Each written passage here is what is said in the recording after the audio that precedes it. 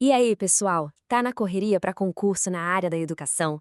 Então, achou o lugar certo. A gente vai destrinchar tintim por tintim os artigos 205 a 214 da Constituição. E olha, esses artigos não só caem em prova não, eles despencam. Então, bora lá desvendar tudo que é crucial para garantir aquela vaga. O nosso caminho aqui vai ser bem direto, tá? A gente começa pelo básico, o alicerce de tudo.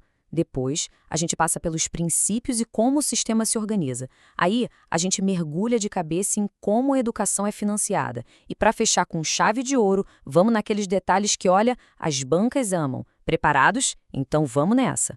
Beleza, vamos lá. O ponto de partida de tudo é o artigo 205. Pensa nele como a pedra fundamental mesmo, sabe? É a base de toda a discussão sobre educação na Constituição. Se a gente entende bem este artigo, já está com meio caminho andado para gabaritar as questões. E logo de cara já tem um ponto que merece atenção máxima. Muita gente acha que educação é dever só do Estado. Errado. É dever do Estado e da família. Esse "e", pessoal, faz toda a diferença. É uma pegadinha clássica de prova. Ou seja, a responsabilidade é compartilhada e a sociedade entra como colaboradora. Grava isso. Tá, mas qual é a finalidade da educação segundo a lei maior do país? Bom, a Constituição define 3 objetivos principais, 3 pilares, como está aí. Primeiro, o pleno desenvolvimento da pessoa. Segundo, preparar para o exercício da cidadania. E terceiro, qualificar para o trabalho. É isso. Simples, direto ao ponto e cai demais em prova. Ok, já vimos o que é e para que serve. Agora, vamos entender as regras do jogo, né?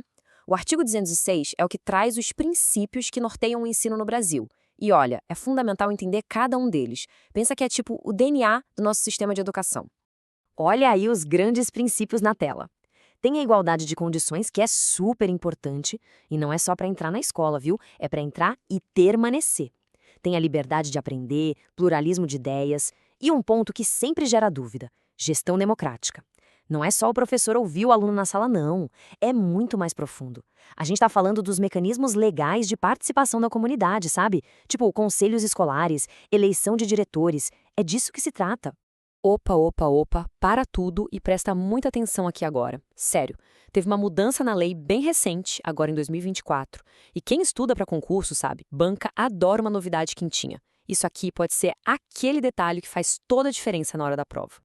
E o legal de ver essa mudança é a sutileza dela. Olha só, a regra de ingresso por concurso agora tem um detalhe: aos das redes públicas.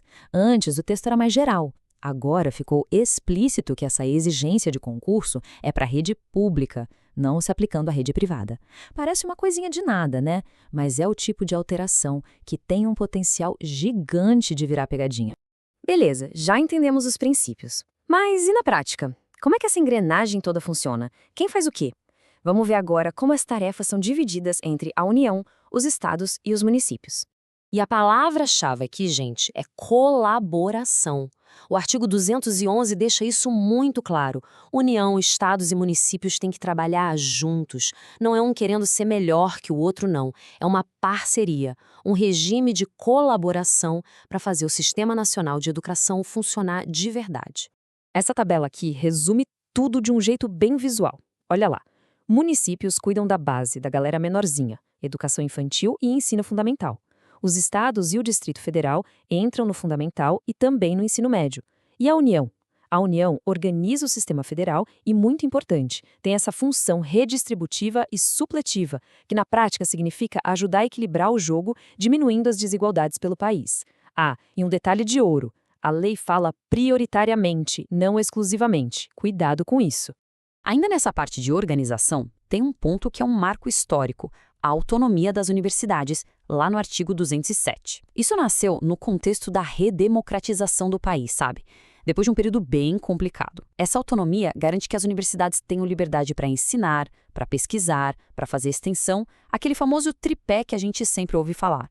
Bom, já falamos de direitos, de deveres, de organização, mas nada disso funciona sem uma coisa, né? Dinheiro. Agora, a gente vai falar de financiamento, porque sem grana, todo esse papo vira só uma bela intenção. A Constituição, muito esperta, já estabelece valores mínimos de investimento. E os números estão aí, bem claros. A União tem que aplicar, no mínimo, 18% da receita de impostos. Já os estados, o DF e os municípios, um pouco mais, no mínimo 25%. Fica uma dica para memorizar. Por que a União tem um percentual menor? Porque ela tem que espalhar esse dinheiro pelo Brasil inteiro. Já os estados e municípios têm um foco mais local. Faz sentido, né? E não para por aí. Além desse piso, a União tem um papel super importante no Fundeb, que é aquele fundo que financia a educação básica.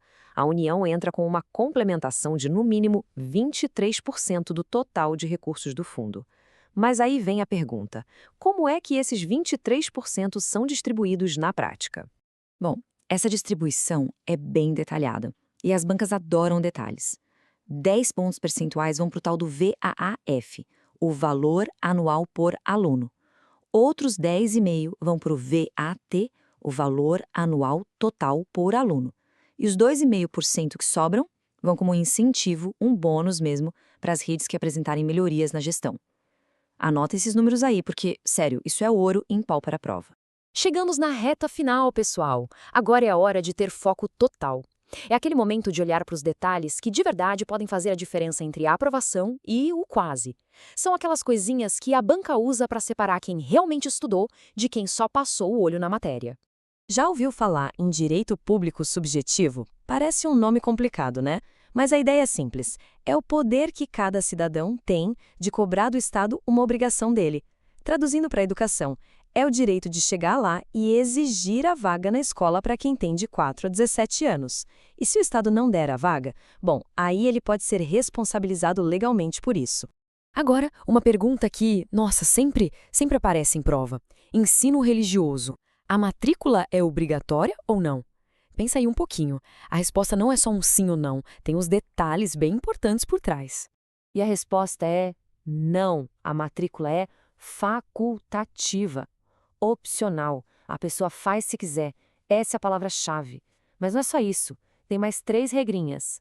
Tem que ser oferecido no horário normal das aulas, só em escolas públicas e apenas no ensino fundamental. É um checklist com 4 pontos. Tem que memorizar. E para quem gosta de questão de alto nível, se liga nessa.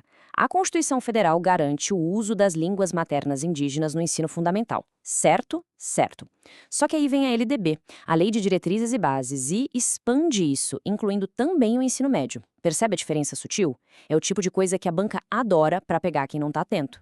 Para a gente fechar nosso guia, vamos falar rapidinho do PNE, o Plano Nacional de Educação. O que é essencial saber sobre ele?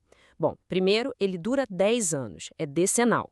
Segundo, o objetivo dele é articular todo o Sistema Nacional de Educação, naquele regime de colaboração que a gente já falou. E terceiro, ele estabelece metas bem claras para o país, tipo erradicar o analfabetismo, universalizar o atendimento, coisas grandes. Então, pessoal, a gente passou pela espinha dorsal da educação na nossa Constituição. Vimos que as regras são claras, os deveres estão lá, bem definidos, e aí fica uma reflexão, né? Se o texto da lei é tão completo, por que ainda existem tantos desafios para que a educação de qualidade chegue para todo mundo no Brasil? É uma pergunta que vai além da prova, é uma questão de cidadania mesmo para a gente pensar.